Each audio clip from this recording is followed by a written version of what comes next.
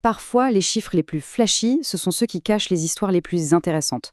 Et aujourd'hui, on plonge dans les finances de Snap, où une énorme hausse du chiffre d'affaires, c'est que le début de l'histoire. C'est parti, on décrypte ça.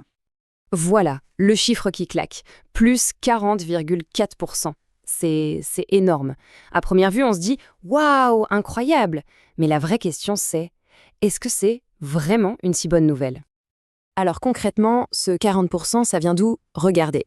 Le chiffre d'affaires, il est passé de 256 millions de dirhams à presque 360 millions en juste un an, sur le premier semestre. C'est un bond gigantesque. Sur le papier, c'est une performance commerciale qui décoiffe.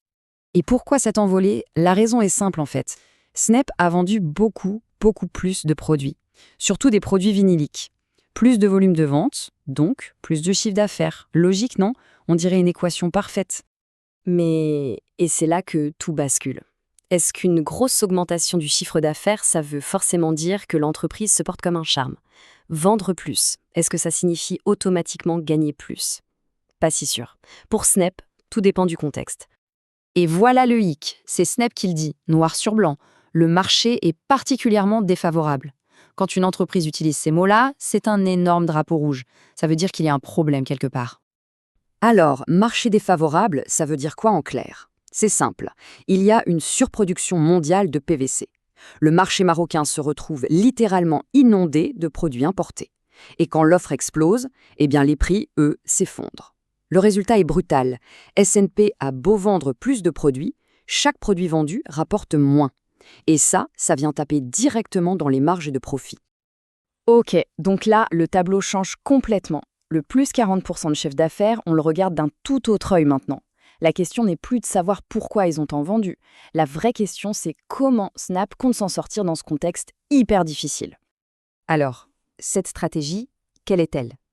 On va voir que pour la comprendre, il faut lire entre les lignes et regarder des chiffres bien moins flashy. Et là, regardez ce contraste. C'est fou. D'un côté, le chiffre d'affaires qui explose. De l'autre, les investissements qui s'effondrent. On passe de plus de 41 millions de dirhams à peine 15 millions. Ce n'est pas un hasard, c'est un choix. Un choix très clair.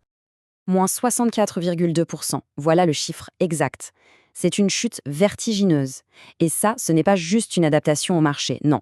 C'est une décision stratégique pure et dure. L'entreprise a consciemment appuyé très fort sur la pédale de frein.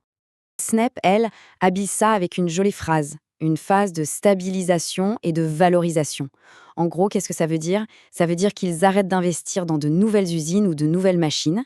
L'idée, c'est de se concentrer sur ce qui existe déjà et de le faire tourner à plein régime, de l'optimiser au maximum. Rendre ce qu'on a plus efficace plutôt que de construire plus grand. Et il y a un autre indice qui confirme cette stratégie de prudence, la dette. Dans un contexte aussi tendu, on aurait pu s'attendre à ce qu'elle augmente. Mais non. Elle est restée incroyablement stable. C'est un signe de discipline financière vraiment important. Et les chiffres sont là pour le prouver. Regardez, la dette bouge à peine. On est passé de 831 à 829 millions. C'est rien du tout. La priorité, c'est clair. Ce n'est pas la croissance à tout prix. C'est la stabilité, la consolidation. Alors, si on met toutes les pièces du puzzle ensemble, le marché difficile, la grosse baisse des investissements, la dette qui ne bouge pas, on commence à voir se dessiner une stratégie très claire. Snap est en train de jouer sur le long terme. Et c'est ça qui est crucial à comprendre. Ce n'est pas une réaction de panique face à une crise, non. C'est une transition, une manœuvre totalement calculée. Snap ne subit pas, elle pilote. Elle choisit de ralentir maintenant pour construire des fondations plus solides pour demain. Et ce plan, il tient en 3 temps. D'abord, stabiliser les nouvelles unités de production, s'assurer que tout tourne parfaitement. Ensuite, gérer la situation actuelle, cette fameuse situation transitoire difficile. Et enfin, l'objectif final, renforcer la compétitivité pour l'avenir, sortir de cette période plus fort qu'avant. Et voilà, on a le fin mot de l'histoire. Ce chiffre d'affaires impressionnant ne fait que cacher la vraie stratégie. Snap est en train d'accepter de faire moins de profits à court terme pour se bâtir un avenir beaucoup plus solide et efficace. C'est un pari sur la résilience plutôt que sur la croissance immédiate. Alors, la grande question, c'est est-ce que ça va payer? Est-ce que ce sacrifice à court terme va vraiment se transformer en gain sur le long terme pour Snap? Seul l'avenir nous le dira. Mais ça nous rappelle une chose essentielle, derrière un chiffre, même spectaculaire, il y a toujours une stratégie à décrypter.